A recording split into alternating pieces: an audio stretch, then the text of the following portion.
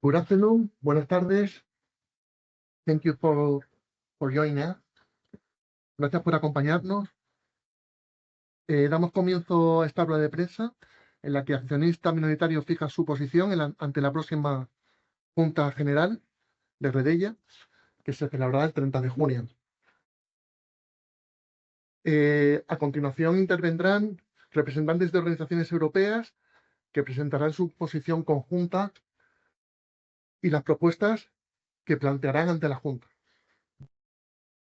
Está con nosotros, Florian Beckermann, Executive Officer de Austrian Shareholder Association, Christian Berbick, presidente de la Asociación Eslovena y miembro de Better Finance, Mark Notway, representante de ShareSoc Reino Unido y miembro de Better Finance, and president of the World Federation of Investors. Okay. The three of them are the presidents of their national shareholder association, and the three of them are also members of Better Finance, and Mark Northway is the president of the World Federation of Investors. Y Antonio Selas, representante de AMIC. Yes, and Antonio Selas is the representative from AMEC, the Spanish Minority Shareholder Association. Muchas gracias a todos por participar en esta rueda de prensa, a los medios de comunicación. Gracias a todos y comenzamos. Muchas Thank gracias. you to everybody for being here and for participating in our press conference. And then we are going to start with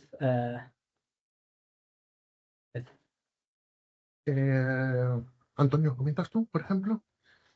Bueno, pues buenas tardes. Soy Antonio Selas, abogado de la Asociación Española de AEMEC. Desde AEMEC, desde hace unos días ya se viene haciendo pública la posición de la asociación en relación con la problemática surgida con el apagón y con posterioridad al mismo.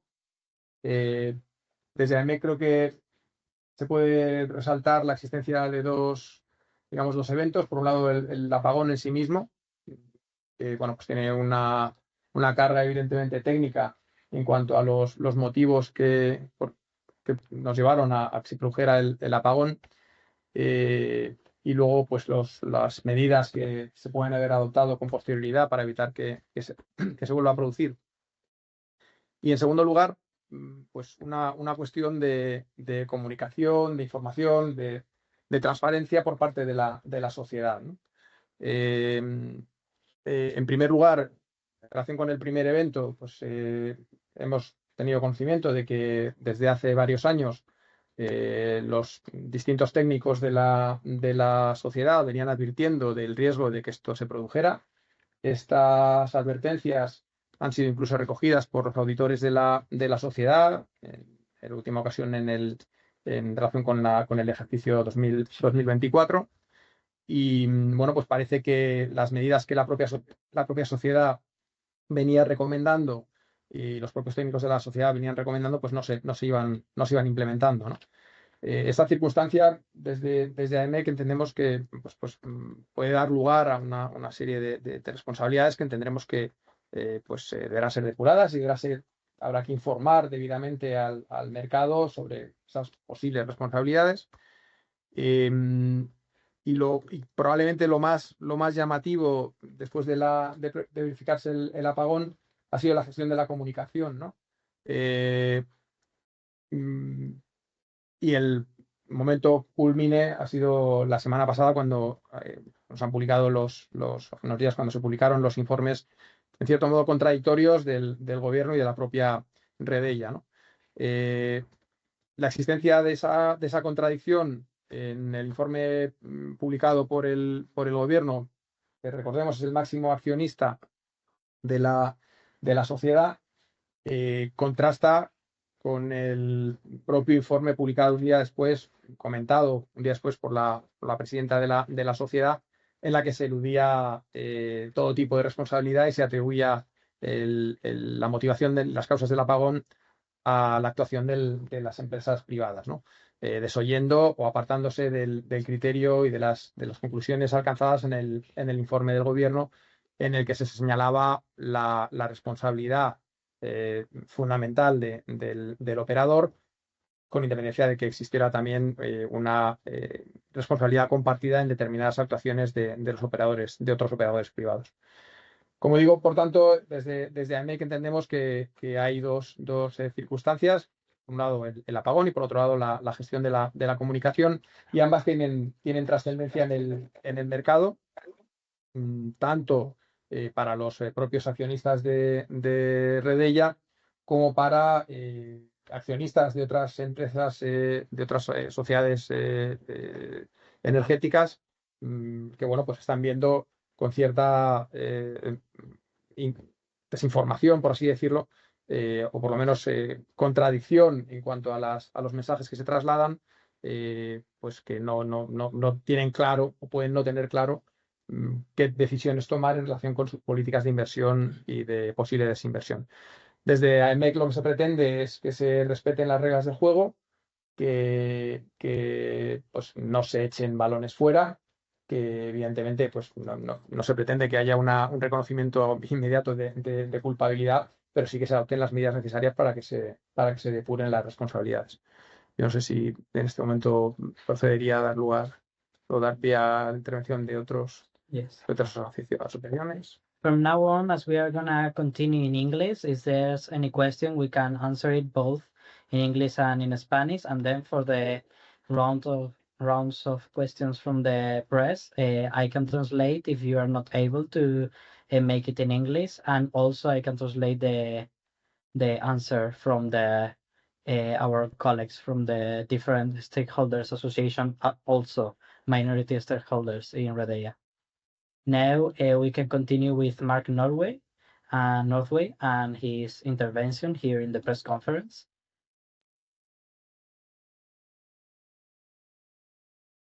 Thank you, Jose Juan. I think I just need to correct how I was introduced. I am no longer the chair of the UK organisation ShareSoc. I am a director. I used to be chair, and I am now director of ShareSoc, but I am still president of the World Federation of Investors. I think this AGM is of interest from a global perspective because it involves national infrastructure which has been privatized or part privatized and now finds itself in international ownership with a large number of minority shareholders. And there are questions here that affect both the risk management activities within the company, so the operational questions, how the company has been run, particularly in light of warnings of vulnerabilities in infrastructure, but also, and perhaps more importantly for international shareholders, in a governance perspective, it's always a question when there is a significant government shareholding, to what extent the board is capable of demonstrating independence and of resisting pressure and influence when it needs to do so, particularly from a safety perspective. So we reiterate, I think, AMEC's concerns about the lack of transparent information. And I think there is a degree of information that is cascading into the market, which is factual, the timings, what actually happened. But there is disagreement over cause and responsibility. And the information that is coming to the market at the moment is coming from parties that have a very, very clear interest in the situation. And the discrepancy between the apportionment of blame that is going on at the moment suggests a need for independent oversight to identify the root causes of what took place on the 28th of April, and to apportion blame where blame really belongs. That makes life difficult for Redella at this point in time, because we are looking for transparency, but at the same time, we're looking for external independent verification. That I think is our primary concern. I mean, there are secondary concerns in terms of the effect that this has for trust by investors in the Spanish energy market, in infrastructure investments with a government holding, in corporate governance in situations like that. So we have an interest in seeing how this plays out and how the interests of minority shareholders are protected during that play out. It's evident that there are going to be legal claims on Redeia, which may come from multiple directions. They may come from the producers who for loss of earnings. They may come from the utilities. They may come from industry that's directly connected to the network. And those claims are clearly going to have an impact, financial impact on the interests of shareholders in Redeia. And the question is, how are those going to be addressed? Is there insurance coverage in place to look at the risks that are being faced here? Is there the possibility of government intervention to assuage some of those claims? And that's the perspective of the WFI at this point. Okay, so I'm gonna do a brief translation in the broad aspects. Mark Northway intervened here in the press conference in Spanish for the Spanish press. En líneas generales, lo que decía Mark Northway es que lo que está pasando con Redeia no solamente tiene importancia nacional por la gestión que puede haber habido de momentos críticos y de momentos de debilidad para la infraestructura, sino que también tiene una importancia internacional, ya que está en el mercado de valores y tiene accionistas de distintos países. Y lo que estamos viendo es que debido al reparto de las acciones actuales, no está habiendo verdadera transparencia como debe de haber en los mercados bursátiles, lo cual puede afectar claramente a su gestión y puede afectar a cómo la dirección vaya a llevar a cabo las acciones de la empresa, pero también afecta sobre todo a los accionistas minoritarios que se encuentran en una posición de debilidad frente a accionistas más grandes dentro de la empresa. Eso sería un resumen muy breve de la intervención de Mark Northway. Now we are going to go with Florian Beckerman. Okay, so then let me switch on the camera as well. So hopefully now this works, right? Yeah. Okay, so hello everyone. Buenos días. Mi nombre es Cristian Verbic. Gracias por la invitación. Me disculpa yo continuar en lengua inglés. So thank you for the invitation. I'm very sorry, but I need to go on in English language. First of all, I would like to say gratitude and show support to our colleagues from Spanish Association, IMEC. I'm here because I would like to show also my personal support in a function of, like it was mentioned, long year president of and founder of Slovenian Association, covering Croatia as well. But I just stepped down a month ago as a original founder and also as a president after 20 years. But of course, I would like to give support as well as a long year member of the board of World Federation. Mark, who was already having his words regarding our support to the Spanish colleagues, and of the European Federation as well. And on the other side, especially from the institutions from European level. So just today we have had our meeting of Financial Services Users Group at this is consultative body at the European Commission. And I informed my colleagues there about this situation in a concrete case, and as well as a member of Investor Protection Working Group at the European Authority for Security Markets, ESMA. So my main purpose is, like I said, to definitely give a support to, like in some other cases we already did, to our Spanish colleagues, and to point out that there are two dimensions. Maybe, of course, I'm available for potential further questions and the topics more precisely, but basically I would like to separate and of course show the two dimensions which I see in this case. So first of one, it's of course the case of transparency and clarity regarding the trust of investors and stakeholders in a company on one side, and all what was going on in the past regarding the managing of the company, all the attention that was obviously not given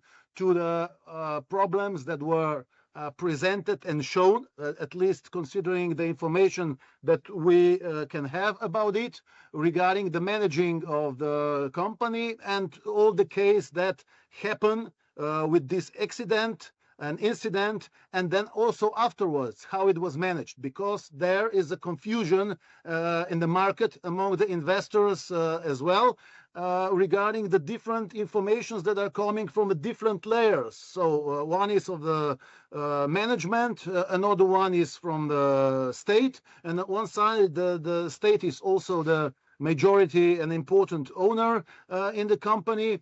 So we have really very, very different explanations, but I'm not sure that we really have very clear situation about what was really going on. And this makes really not really very pleasant situation. It brings and throws the shade on all what is going on from the side of one side of the capital market. And of course, another dimension is the market of energy and electricity providers, not just in the case of Spain, the Kingdom of Spain, because there were directly hurt also some other neighboring countries, and also different fields of economy in broader Europe situation. So this is also very even not more worrying situation if this is not addressed properly by regulators, by the state, by the institutions on the European level, and of course on the national level of Kingdom of Spain as well. So this will be from the beginning from my side, but I see a serious problems that I'm very glad that colleagues in Spain are addressing directly, and they have so far complete support from my side and from the mentioned institutions that I'm in a position to represent today in this occasion. And of course, like I said, I'm open for potential further questions regarding both of the very serious dimensions. Thank you. So now I'm also going to do a brief translation of what Christian Bervik said.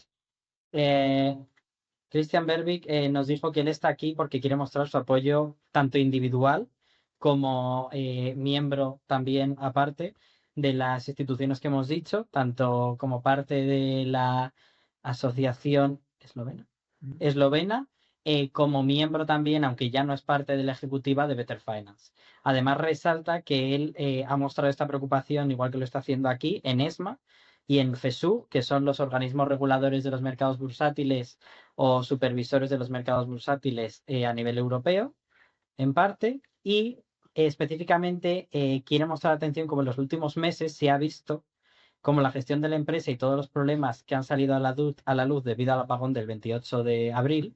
Y además ha querido recalcar cómo no se ha visto un punto de vista claro, ya que hay informes independientes, hay informes de Redeia, hay informes del gobierno, y ha querido destacar en esta parte que el gobierno, aunque ha emitido un informe que se presupone independiente, es dueño en parte de la empresa. Por otro lado, ha hablado de que esto, como hemos dicho, no solamente ha afectado a España, ya que aunque es verdad que Redeia es una empresa española y gestiona el mercado eléctrico español, este apagón afectó también a otros países con los que estamos conectados y países a los que también vendemos energía. Por lo tanto, la ha convertido en un asunto internacional, no solamente en un asunto nacional, punto de vista que él recalca debido a que específicamente, como hemos visto, pues es una persona internacional. Él ve además un problema serio esta situación y se alegra de que sus compañeros en España lo estén mostrando y apoya gratamente las acciones que estamos llevando a cabo. Now we are going to continue with Florian Beckerman, if he's ready. You hear me? Yeah, perfectly. Thank you. So my name is Florian Beckermann. Thank you for your time. Thank you, press, to be here and to be interested in this particular topic. I'm a newly elected Vice President of Better Finance. Better Finance is a European organization for shareholder protection and financial users. And Mark Northway and Christian Verbic are long members of this association, as well as two organizations from Spain. It is not frequent that international shareholder association take part on AGMs abroad. This is quite rare and underlines the importance of that case. As my colleagues Mark and Christian already mentioned, this has a real international dimension, not only on transparency and corporate governance in Redea, also on the reliability of the technical network in Spain, as well as the reliability of companies as international investor partners. Meaning we have a strong state participation here, and especially in this situation, a high level of transparency and good governance is requested. And a lot of international investors rely on that good governance. So this is one additional part we would like to understand. What is the communication here, and what's the effect for us as investors on local basis and on international basis? At the end, I would underline additionally the 3 points already mentioned from my colleagues. First, transparency. What has happened? Why has it happened? And the total overview, and maybe a detailed overview, what has really happened technically. Second, risk management and corporate governance. This goes together. Risk management technically and risk management as a management exercise. Risk management as a management exercise is a question of corporate governance. And the third is, what are the learnings out of this blackout, and what are the learnings Redea has to do, and what the entire market can learn from it? That's really important. And I'm really open for questions and happy to hear. Thank you. Thank you. Now, I'm also going to translate the intervention from Florian. Lo primero de todo, ha dado las gracias a todos los que estamos aquí, tanto las personas que están compareciendo, digamos, en esta rueda de prensa, como a la distinta prensa que ha podido acudir a ella. Él, como nuevo vicepresidente electo de Better Finance, ha destacado cómo no es común que organizaciones internacionales de protección de accionistas minoritarios tomen parte en asuntos nacionales, como se podría considerar este, pero como hemos visto en las intervenciones de Mark y de Christian, este asunto no es nacional, sino que es internacional, ya que además de involucrar a Redea como gestor, o sea, como empresa española, también está involucrando al mercado y la infraestructura eléctrica de nuestro país, la cual está conectada a otros países y por lo tanto dependen también otras empresas internacionales y afecta a sus inversores. Ha querido resaltar especialmente que la comunicación no está siendo clara con los inversores y por lo tanto tampoco lo es con las distintas empresas que también cuentan con inversores y que colaboran con Redea. Él reclama transparencia de qué es lo que ha pasado, por qué ha pasado y cómo se va a gestionar los riesgos, tanto previos en la gobernanza de Redea, como en la gestión en un momento de crisis. Ya que considera que esto, en una visión completa, es un asunto de gobernanza corporativa a muchos niveles. Además, quiere saber por parte de Redea qué hemos aprendido y luego, de cara a sus inversores y de cara al mercado, qué vamos a aprender de esta gestión. Now we can take questions from all four of the... Okay, now we can take questions.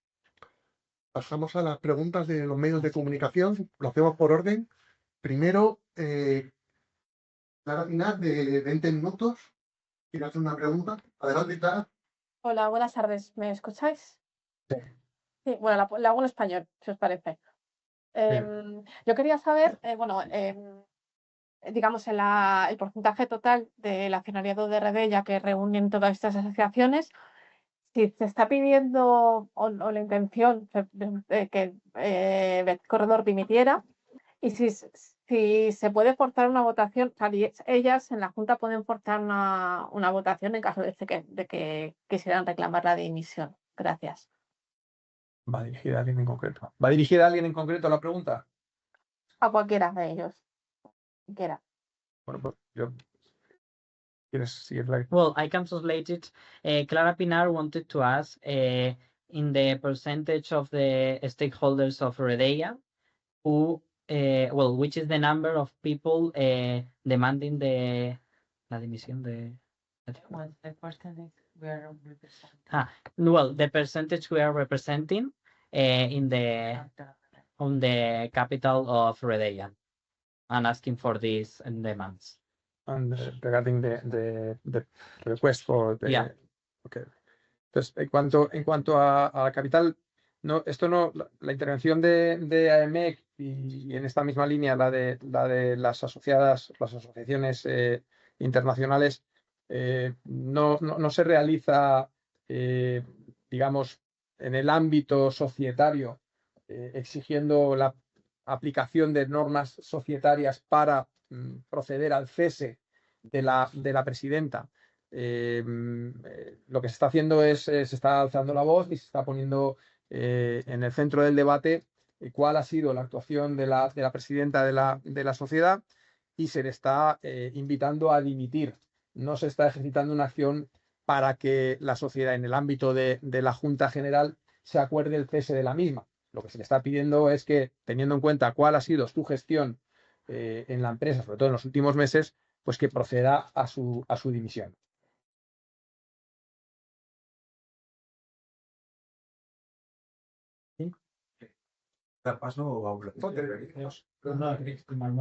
Mark, Yeah, I just wanted to come back on that. I think in many companies, one would be proceeding with resolutions for removal of directors. I think where there is a 20% stake holding from the government, the resolution approach is unlikely to be successful. What we're about here is raising public awareness and raising investor awareness, and asking questions that need to be answered from both a political and a company perspective.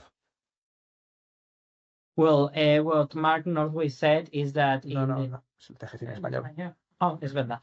Disculpe. Lo que Mark dijo es que en compañías como esta, lo normal, como se podría decir, o en ocasiones se pide la resolución de los presidentes y la dimisión, pero en este caso eso no tendría futuro, ya que, como sabemos, Redella es en parte en un 20% del gobierno, por lo tanto, eso no tendría una viabilidad real. Por lo tanto, lo que queremos es que se escuche nuestra voz y se escuche nuestros puntos de vista, y desde la parte política de la empresa se den también explicaciones sobre qué es lo que ha pasado. Lo que pedimos es transparencia. Confidencial, pero por completar un poco la pregunta que hace mi compañera, para participar en la Junta hay que ser accionista. Sí. Por lo tanto, ¿cuántas acciones tenéis para participar? Bueno, las distintas personas que han intervenido son titulares de acciones de la sociedad y van a intervenir como titulares de las acciones. ¿Vale? No sé exactamente el número, pero no es relevante. O sea, tienen las acciones necesarias para poder asistir a la Junta. Lo que no tiene, como explicaba antes, o nos explicaban antes, la acción se podrían comprar las acciones que fueran, pero no, sería prácticamente inviable ejercitar una acción de cese si no contara con el apoyo del gobierno para el cese. Entonces, no tiene sentido intentar acumular un gran número de acciones cuando la eventual acción pues estaría abocada al fracaso, ¿no? Entonces Pero con bueno, las limitaciones que hay de accionistas, que tienen una limitación del 5% de la sociedad, pues habría que aglutinar un número muy importante de accionistas para que pudiera prosperar la acción. Es una acción que comentaba el representante inglés que no, pues difícilmente podría tener éxito. ¿Vale? Lo que estamos haciendo es poner en el centro del debate y plantear dentro de la Junta la necesidad de que la presidenta dimita. claro, pero porque quiero decir, después de los acciones del 28 de abril, la Junta ya se sabía que se tenía que convocar antes del 30 de mayo, ¿no? Un mes Sí. antes, digo, sí, 30 de mayo, ¿no? Tenía Sí. que convocarla un mes antes de que se Ah. celebre. Por lo tanto, desde el 28 de abril hasta que se convoca la Junta, hay un plazo en el que se pueden comprar acciones a la hora para poder ejercer el derecho de participar. Quería saber un poco cómo ha sido la operativa, porque evidentemente vosotros, para demostrar esta protesta y en favor de los accionistas minoritarios, perdón, si se ha comprado acciones, si se ha intentado tener un paquete accionarial relevante para poder participar en la Junta. Se va a participar, se dispone de las acciones para participar en la Junta, no se ha pretendido en ningún momento alcanzar una relevancia en porcentaje de las acciones porque se entiende que no es el interés que mueve la actuación. O sea, no se está pidiendo, no se está ejercitando dentro de la Junta una acción contemplada en la Ley de Sociedades de Capital. Lo que está haciendo es levantar la voz como representantes de accionistas minoritarios, solicitando que haya transparencia, que se respeten las normas de buen gobierno corporativo y bueno, pues que no se comunique información que no sea correcta, que no se desinforme al mercado. La última pregunta, pero ¿por qué hago esta pregunta? Porque muchos de los argumentos que nosotros llevamos, y hay compañeros de Conectados, siguiendo este caso casi 2 meses. Y nos hemos leído todos los informes, hemos ido a todas las ruedas de prensa, y algunos de los argumentos que decís aquí son los argumentos de pago. Entonces, te estoy haciendo esta pregunta por decir, oye, ¿cuándo se han comprado esas acciones? O si se han comprado nuevas acciones en este proceso, porque evidentemente los hechos han ido evolucionando en los últimos 2 meses un montón, ha habido informes diferentes y para mí es muy relevante saber si se han comprado acciones, cuándo se han comprado, para poder trasladar esta protesta que a mí me suena, viendo los 2 informes, que son parte, bueno, los 3 informes, perdón. Bueno, Pero ya va más allá de los informes, es decir, cómo es el gobierno corporativo en Redella. Al final estas asociaciones, ¿no? Estas federaciones son un poco los guardianes del cumplimiento normativo. Entonces, cuando ven que pueden haber problemas de gobernanza en una sociedad cotizada como es Redella, ellos alzan la voz. El tema de que sean accionistas de representantes de un mayor o menor porcentaje del capital, no es, o sea, esto sería relevante en el sentido de ejercitar cualquier acción en la Junta, ¿no? Como decía Antonio. Pero en el sentido que le quieren dar ellos, que es, oye, yo tengo que levantar mi bandera roja como guardián de las normas del juego en los mercados financieros cuando veo un asunto grave que es este, que son falta de transparencia, gobierno corporativo, ellos son los guardianes de eso y la intención es participar para levantar esa bandera. Pero eso ya sucedió el año pasado, no se renovó el equipo. Sí. pero vamos a ver, el evento de este año no tiene parangón. O sea, desde luego, el año pasado las asociaciones internacionales no intervienen porque no se ha producido un apagón.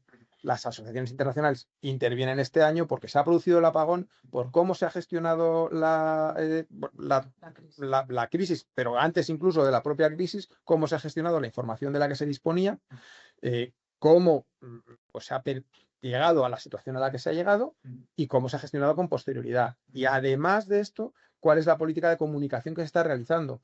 Y se está solicitando que haya transparencia y se está solicitando que se respeten las reglas del juego. Entonces,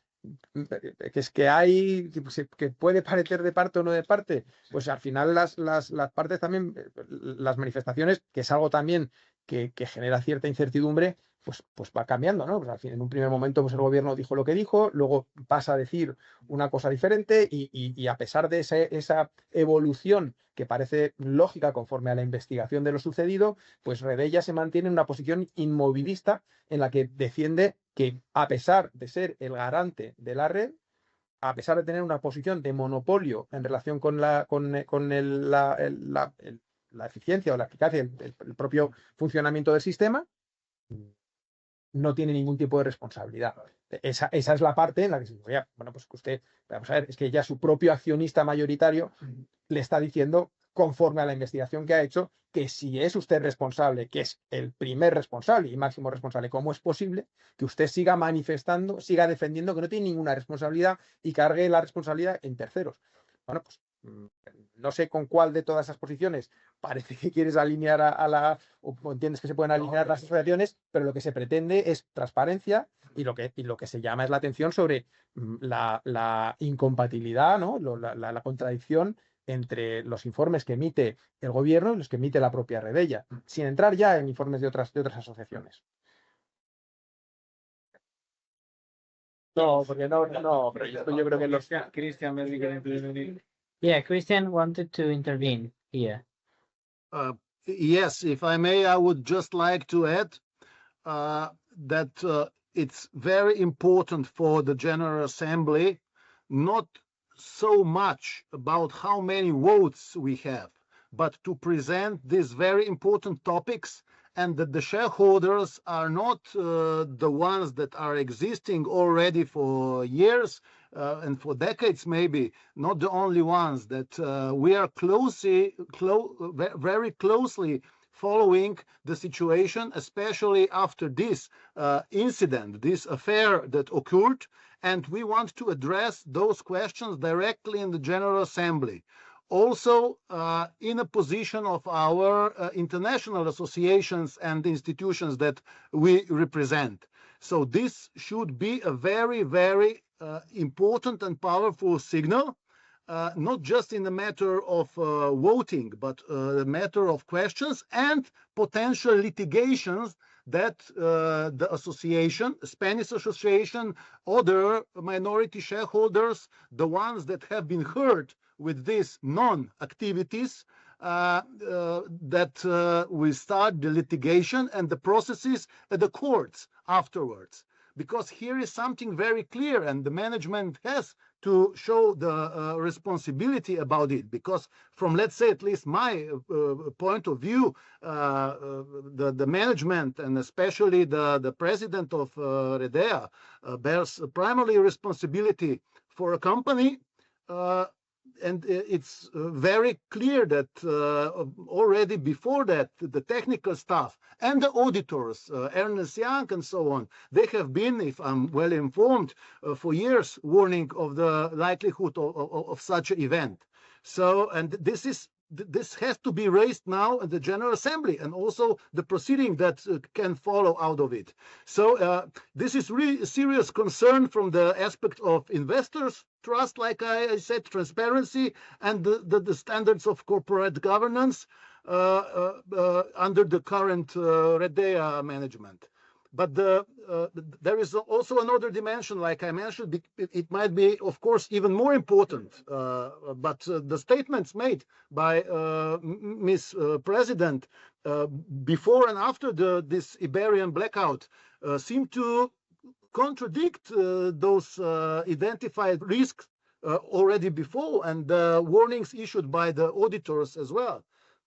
So rather than assuming responsibility on behalf of the company, which is tasked, of course, to ensuring the safety and stability of the system as well, Ms. Corredor has, as far as I'm informed, blamed the electricity providers that are supposed to operate under these directives. So this lack of transparency and accountability has generated, like I already mentioned, quite confusion also in the market, and urgently calls for a governance model that better safeguards the interest of minority shareholders or stakeholders in the company, and also in the general, not just electricity providers, but energetic grid as well, because a company where the state is a majority shareholder, of course, even more.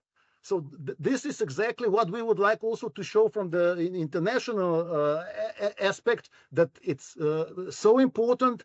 And the General Assembly, we see this as a, of course, serious sign out of the potential at this moment to vote or overvote whatever. But this is also the basics, the fundament for potential. I believe that there will be a litigation for the, of course, people that have been hurt.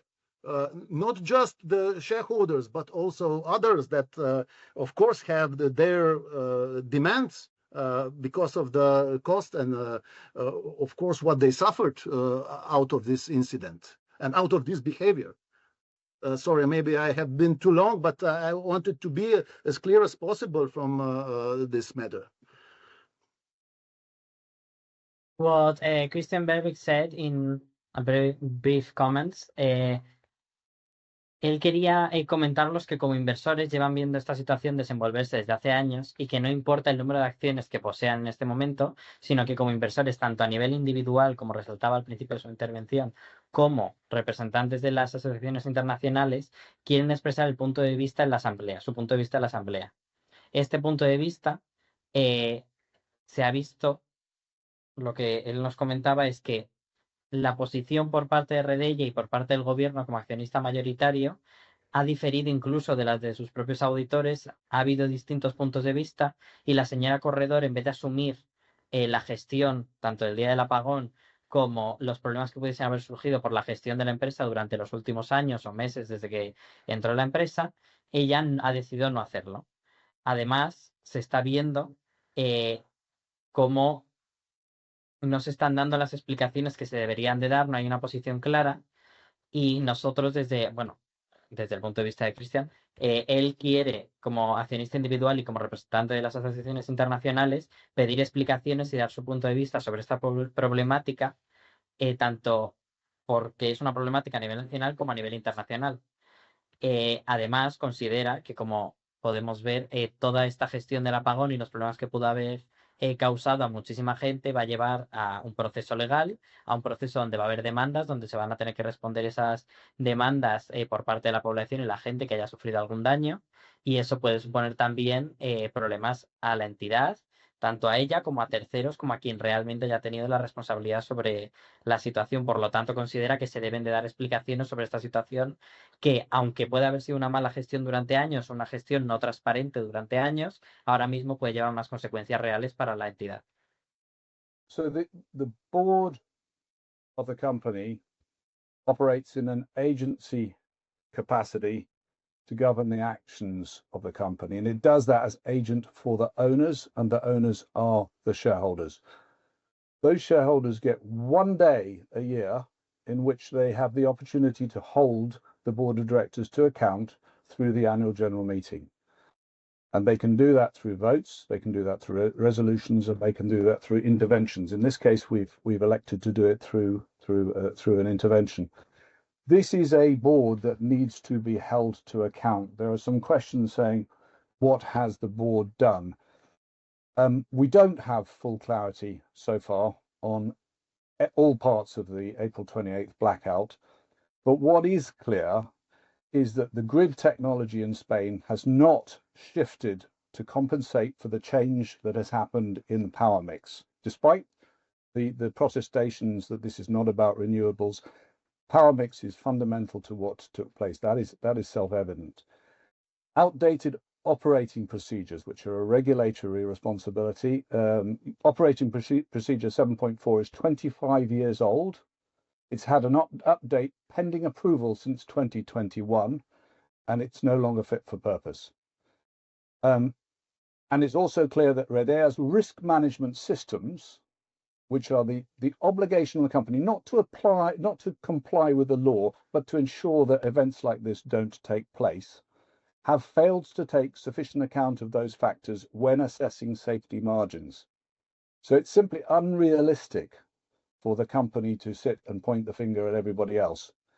And this is the driver. We need to have, we are not in a position where we have sufficient information to correctly and properly apportion blame, but we need to get there. And what is not a good approach is simply to make high-level statements not backed by proper examinations defending themselves from all blame. So this is a board that needs to be held to account. One of the fundamental questions in here, which is always the case with part state-owned infrastructure, is what is the influence of the state? Is there undue influence, and is there undue pressure that's placed on the board? It is the board's responsibility, it's the chair's responsibility to resist any undue pressure, both in the construction of the board, the constitution of the board, and in the behaviour of the board, and to set the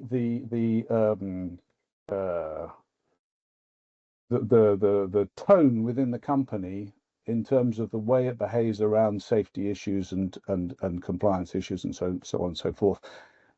What we've seen post the event is actually a restructuring or part of proposed restructuring of the board, which arguably brings in two supposedly independent directors whose independence can at a minimum be questioned.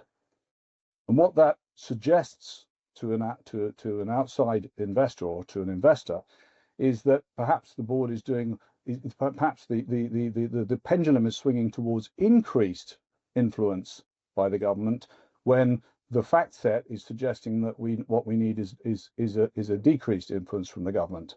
So I think there's every reason why this board needs to be questioned and needs to be held to account.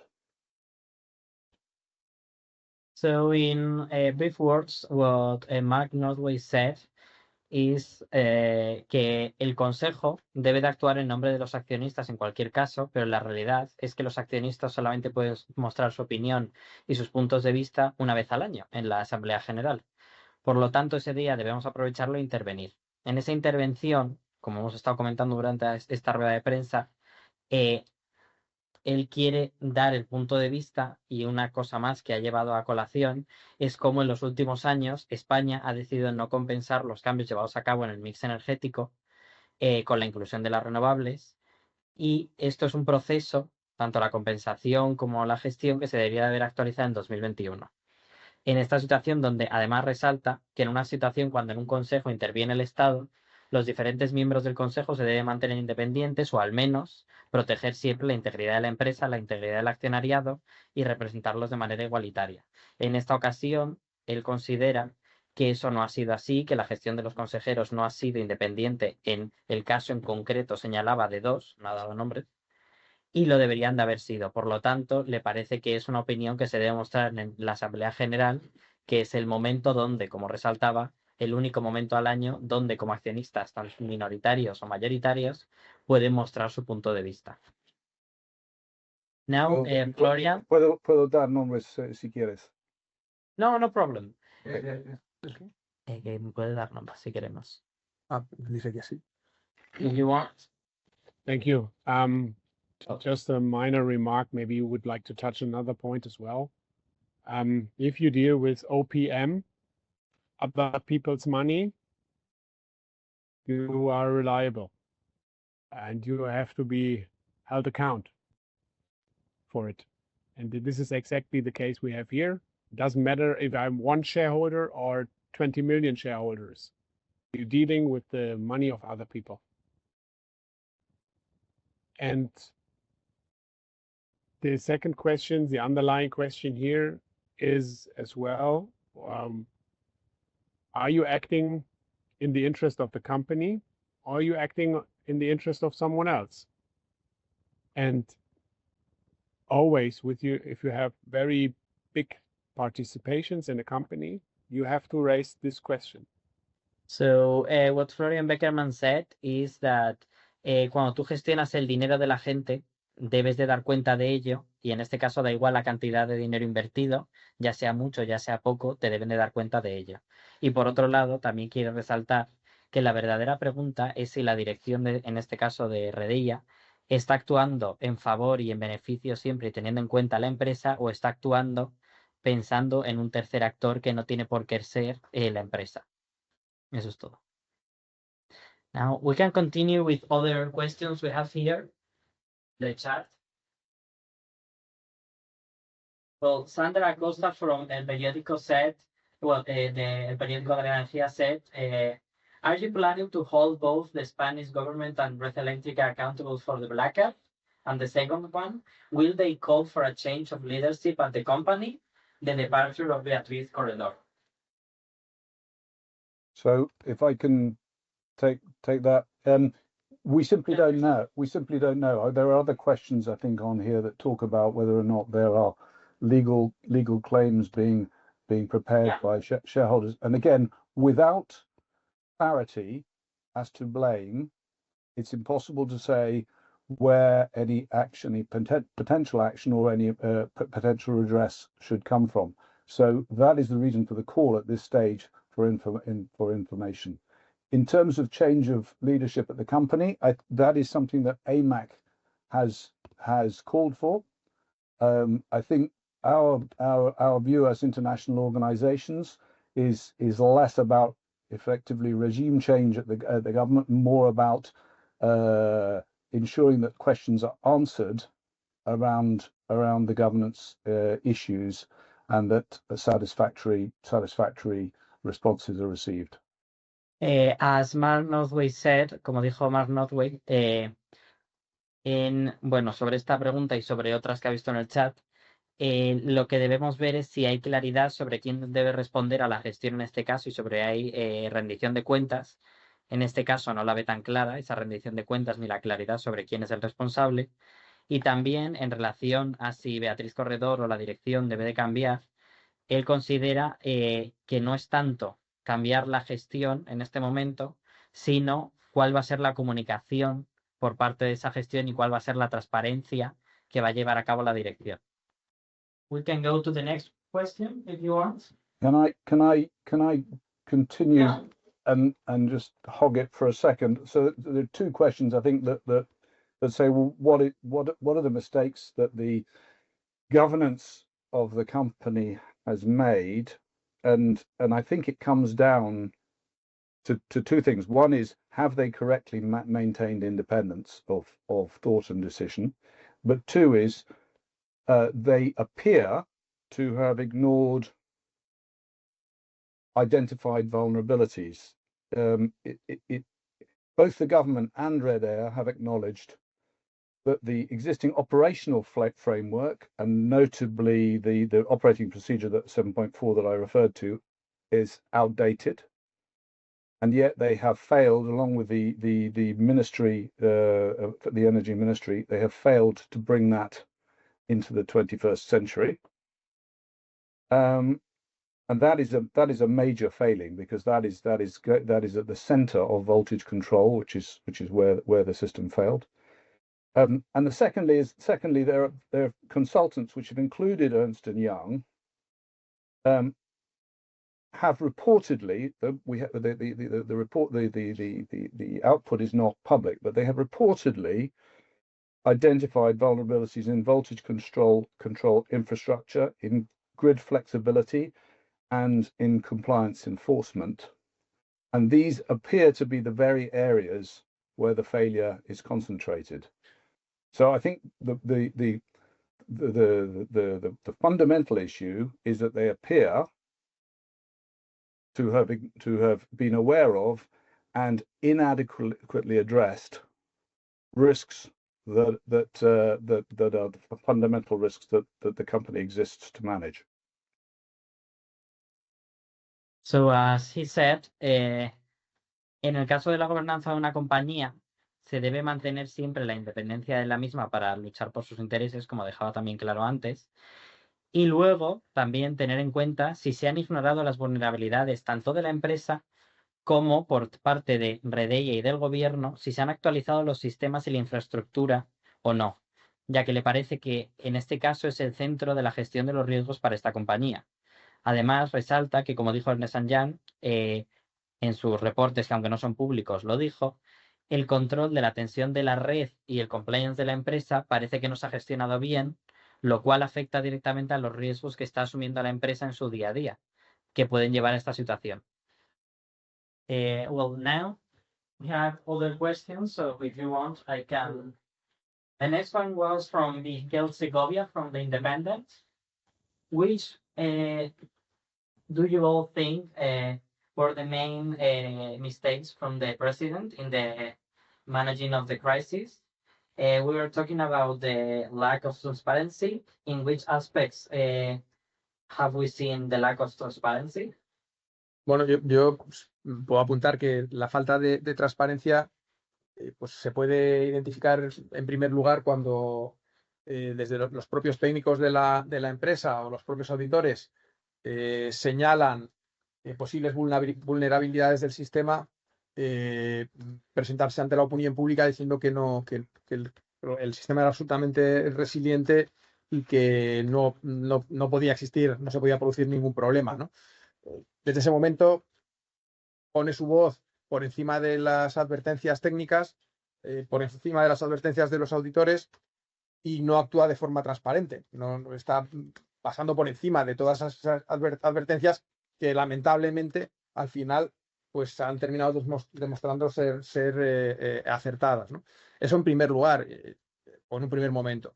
Y con posterioridad al apagón, pues toda la gestión, el no ser transparente en lo que estaba haciendo la propia sociedad, las investigaciones que estaban haciendo, el identificar problemas o responsabilidades por parte de terceros sin identificar en base a qué se estaba haciendo, ¿no?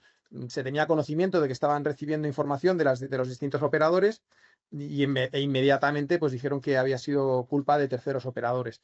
Ahí también, bueno, pues al dar un mensaje sin un respaldo concreto, pues de cierto modo no se está actuando de una forma transparente. Probablemente porque evidentemente había una confidencialidad en la gestión de la información. Pero luego también, claro, en el momento en el que se enfrenta al informe del propio gobierno, pues tampoco parece que esté actuando con transparencia, ¿no? O sea, al final, el informe de parte que presentan, bueno, sí hace una serie de argumentaciones, pero bueno, no son suficientes para contrarrestar lo manifestado por el gobierno, ¿no? No hay transparencia, entendemos, en la gestión de la crisis. Okay. If you want, I can translate for our European. Do you want it? Yeah, perfect. For instance, he wants it. So what Antonio said is that the lack of transparency, as we have been seen it, comes from when you are not respecting the opinion, the relevant opinion of a technical people in the company and also the auditors. Mhm. Yeah. The technical reports from the company said that there were vulnerabilities in the system, but if in the public opinion, the company didn't said those things. They said the infrastructure was solid and there will be no problems, and there haven't been no problems. And then after the crisis, the 28th of April, they weren't transparent. They weren't clear on the managing of the crisis. They were seeing problems, but they weren't justifying the problems they were seeing. They were also not sharing the information we understand is confidential information, but they weren't sharing the information from the electrical companies, the information they were sharing with Redeia. And then in the report published by the government and Redeia, there were some justifications on the subjects Redeia were saying, but not as many as we think are necessary to address this problem. So that's the thing. Florian, do you have anything to say? I think you have your hand up. Yes, but technically I cannot put it down. Oh, okay, amazing. I would like to add anything to that transparency issue.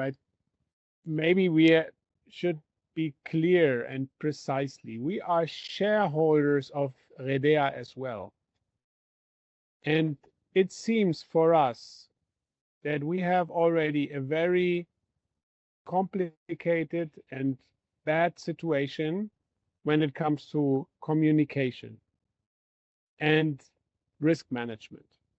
and governance. And we ask for transparency in order to prevent further damage from Redea. We don't want to damage Redea. We want to prevent it from further damage. We have an interest in the existence of this company because we are shareholders there. And the communication we have seen in the past was not very transparent. It was contradictory to technicals, to communication of the state, and so on. And that has increased the pressure on the management of Redea massively. And we would like to have a clear view what's really going on.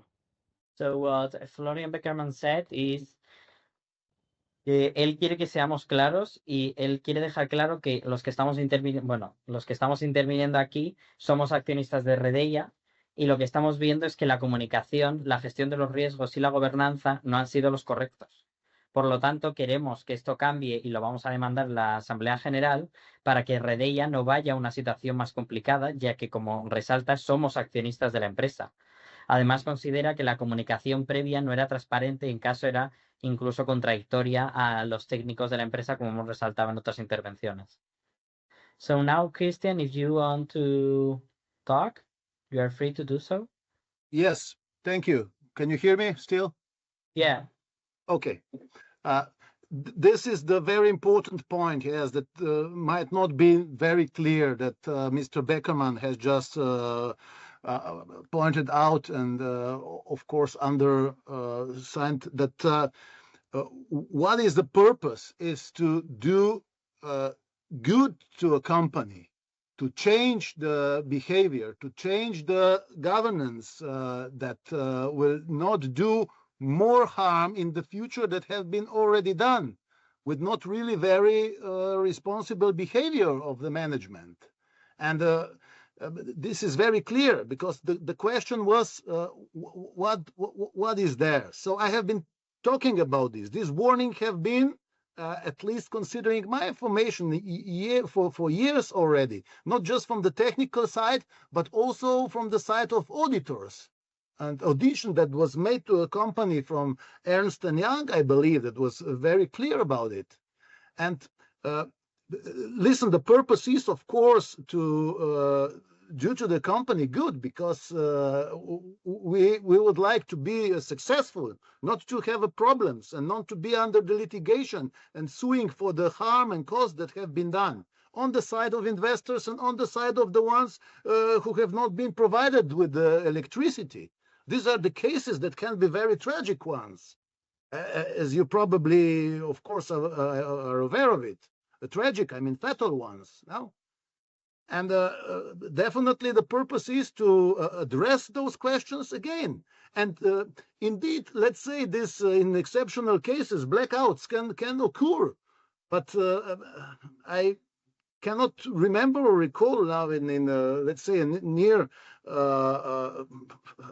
last decades that such an event took place, despite the risk having been warned of well in advance by the operators themselves, right? Who also reported the need for technical measures to mitigate those risks. And if those technical recommendations by the company were not implemented, the network control measures should have been definitely reinforced to prevent the blackout from occurring. And if did not happen, I don't know what goes on now, because we don't have really this clear communication that should be done. I mean, you can call it crisis communication, but definitely the behavior and the communication will be completely different that we are facing and experiencing now.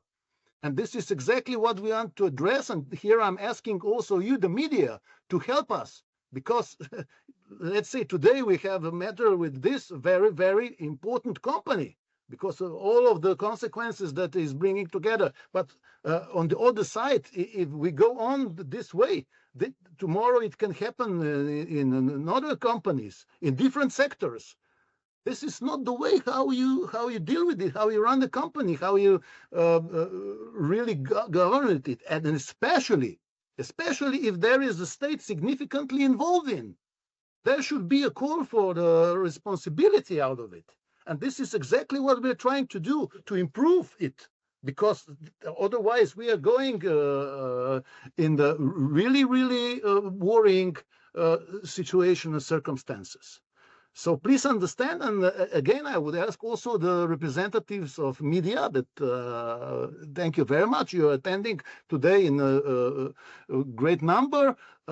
Help, because this is the purpose and aim. We don't care about the politics and who is there and who is in the government and who is not, but or who is connected with some kind of political parties and so on. I mean, I'm sure that for me and for my colleagues from the international associations and so on, we care about the shareholders and the companies and how their government, that this works and it doesn't make harm and it doesn't go out under the water, because with such a behavior and such a governance that there is no other way. There will be a lot of processes, litigations and so on. So we need proper communication, answers and action. Finally, we also need action, and this is what we are addressing. Thank you. So what Christian said in broad ideas is that el punto importante y lo que estamos pidiendo es hacer cosas buenas por la compañía y mantenerla sólida. No queremos hacerle más daño, queremos invertir la tendencia que está teniendo hasta este momento. Estas demandas que estamos expresando ahora, desde su punto de vista, se vienen haciendo desde hace años por inversores y sobre todo por auditores independientes. Además, esto va más allá, es una infraestructura, o sea, la electricidad y el mercado y la industria que está manejando Redeia es una infraestructura crítica que afecta gravemente a gran parte de la población y que puede tener consecuencias drásticas, y reconoce que es verdad que puede haber apagones, pero los avisos que ha habido por parte de los operadores desde hace tiempo no se tuvieron en cuenta y no se realizaron los cambios necesarios, como por ejemplo reforzar la red, señalaba. Pero lo que no sabemos y lo que demandamos es qué es lo que va a pasar de aquí en adelante. Queremos reclamar cambios y que se nos informen de cuáles son. Cristian quiere resaltar y pedir vuestra ayuda como medios en este caso para que haya una comunicación clara y transparente entre los accionistas y con la empresa y de la empresa en general, ya que en su opinión esta no es la manera de gestionar una compañía ni aquí ni en cualquier otro país.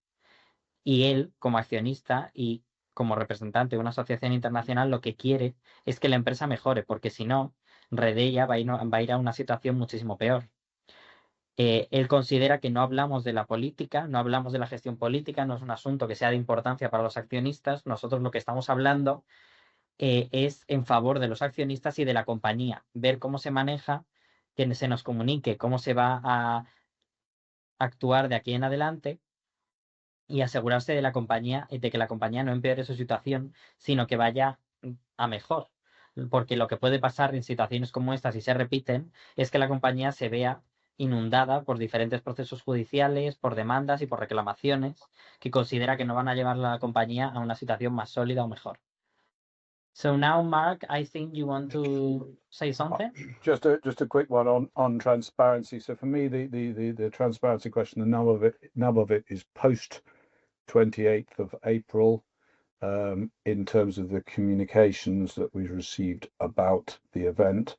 I think it's essential that the company explains why it believes that the parameters that it built into the system on that day should have been adequate, and that there is an assessment of whether they were adequate, and if they were adequate, then what are the externalities that were unpredictable that drove the event to occur?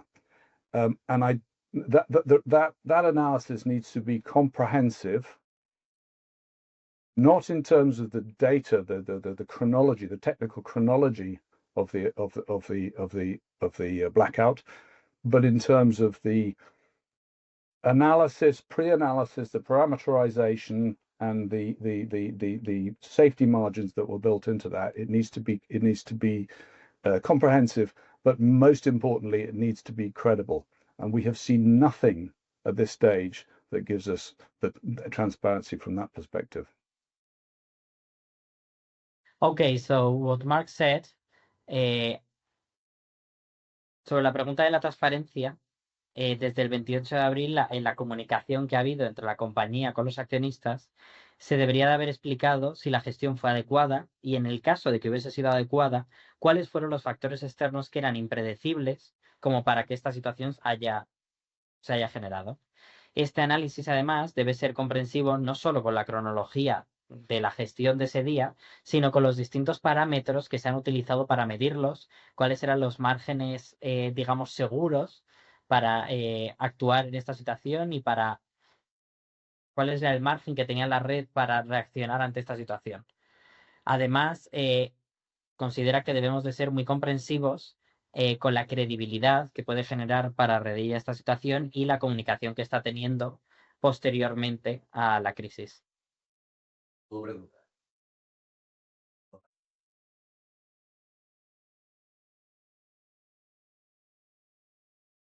The question from here is why we haven't made a judicial, ¿cómo se decía demanda? Case. Yeah, a case in front of the Regulator. regulator here in Spain, the CNMC. CNMV, I'm sorry, yeah. Yeah, if I may. Yeah. Yeah. So, listen, I mean, the regulators are institutions that have a lot of responsibilities and also quite significant power, and they should act on their own whenever they see such a huge problem that it's definitely appearing here. Like I said before, here we are dealing with the company, okay, in energetic sector with electricity.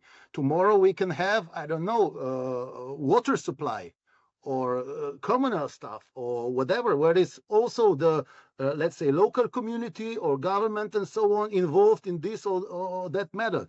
But this is also why we should have independent institutions of regulation, of monitoring it. And they have this duty, it's their responsibility to react and to also start the process to find out what was going on. Because if there are, especially in situations when you have a different information, different explanations, everyone is telling, okay, I'm not guilty, someone else is, and everyone says it. This is exactly why we have the regulators.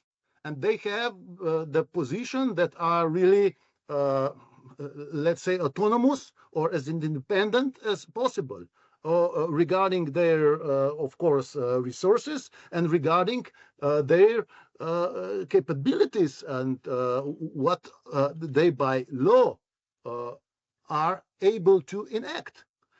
And this is also, of course, not something that the associations like ours, we go to the General Assembly, we address those questions. But now we are also in more general sociological or the state thinking, because obviously something is wrong here. And we are addressing it from this point of view of the harm that was done to the investors and the harm that is done to the company. But there is even the broader picture. And we are also addressing this picture. And again, I'm asking for the media and the representatives and the journalists that are with us now, that you also address those questions, because this is important for all of us, for each and every citizen, on this or that level. And not just for today, for tomorrow. We would like, and we are all trying to build a better world and better environment and better society for all of us. And we cannot just look and say, okay, it doesn't have nothing directly to me. But yes, tomorrow it will have. We have to stop it now. And this is really serious case. This, like I said before, something like that, I cannot recall that happened. And no, everyone is behaving, oh, come on, okay, it just happened once. No, this needs to be addressed systemically. And we're trying to do from the point of view of the investors and the company and the General Assembly and the litigation that might be from out of it. But please, also the representatives of the media, you should try to address those very, very important, significant matters for the whole of society, also from this more general point of view.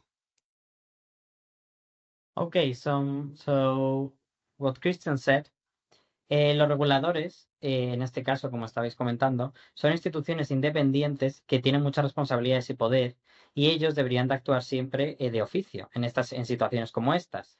Nosotros, en este caso, estamos hablando de una compañía energética o eléctrica, pero puede haber momentos en los que se lleve a cabo se hacen cosas como esta, disculpad, en otros sectores como puede ser el de la gestión del agua. Por ello, debemos resaltar y tener instituciones independientes que emitan juicios e informes sobre qué pasó en estas situaciones y, sobre todo, esto debe pasar en situaciones donde la información emitida no es clara. Entonces, debe ser una posición que lo aclare.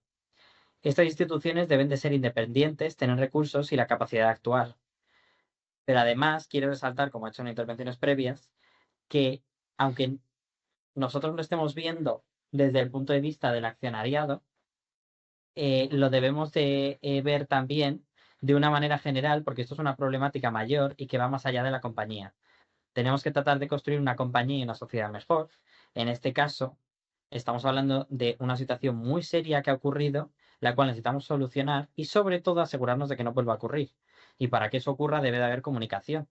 Y para que eso ocurra y se solucione, es por lo que intervenimos en la Junta General de Accionistas. So, Es que si no, no vamos a hacer nada. ok. Sí, Mark estaba ahí, pero ok. Mark, Es que si nos entretenemos tanto en cada pregunta. Mark, Yes, there are two reasons, I think, why, as an investor in this case, one does not approach the regulator in the first instance. One we've touched on, which is that it appears that the regulations are part of the problem. And therefore the regulator itself is going to end up being part of any independent assessment of what went wrong. And the second is that the primary sanctions for a regulator are effectively financial, finding the company. And if you are an investor who has effectively lost through the event itself, and you bring in a regulator, one runs a significant risk of losing a second time if there is fault identified. So it's not a rational approach for an investor. From a consumer perspective, different matter. But we are not approaching this as consumers. We're approaching this as investors. And I should state on the way through that, of course, the board has responsibilities to a broad number of stakeholders, which does include consumers, does include industry, does include their counterparts, and does include the government, and their responsibility to balance those. But we are approaching this from the perspective of shareholders in this company who have seen something which appears to be corporate behavior result in reputational and financial damage, which is as yet unquantified. Well, what Mark Norway say es que desde el punto de vista de Mark hay dos razones que ejemplifican por qué desde el punto de vista de un inversor el regulador no tiene por qué intervenir ahí. Lo primero de todo es que como regulador no considera que vaya a emitirse un informe de verdad independiente, ya que los reguladores están involucrados en esta situación. Y por otro lado señala que el regulador no es del interés del inversor, porque como inversor ya ha recibido un golpe con la primera crisis y en el caso de involucrar al regulador puede recibir un segundo golpe a través de sanciones que emita el regulador. Sí que es verdad que señala que desde el punto de vista de la sociedad es distinto y se deben de reclamar también por parte de muchos actores compensación o explicaciones, pero lo que nosotros resaltamos desde el punto de vista de los accionistas es que hay un problema en la gestión de la empresa, en la comunicación de la empresa, en el compliance, digamos, sobre cómo se ha gestionado la crisis y cómo se le ha comunicado a los accionistas. ¿Hay alguna pregunta más? Yeah, one second, I will search through the chat. alguna que toque algún tema diferente. Porque- Okay. I think we're broadly covered. Yeah. No sé si alguien quiere hacer alguna pregunta que, bueno, complemente un poco lo que estamos comentando, que añada algún punto que quieran, que alguno quiera que se trate, algún punto adicional. Pues damos por finalizada esta rueda de prensa, agradeciendo a todos los participantes, periodistas y compañeros estar con nosotros. Deciros que seguimos abiertos de cara a la Junta para cualquier duda y cualquier matiz que necesitéis aclarar. Y seguimos para adelante. Muchísimas gracias a todos. Yeah. So thank you also to the 4 people here with us talking about the problem we are seeing, and thank you to all the press for being here. Thank you very much. Thank you.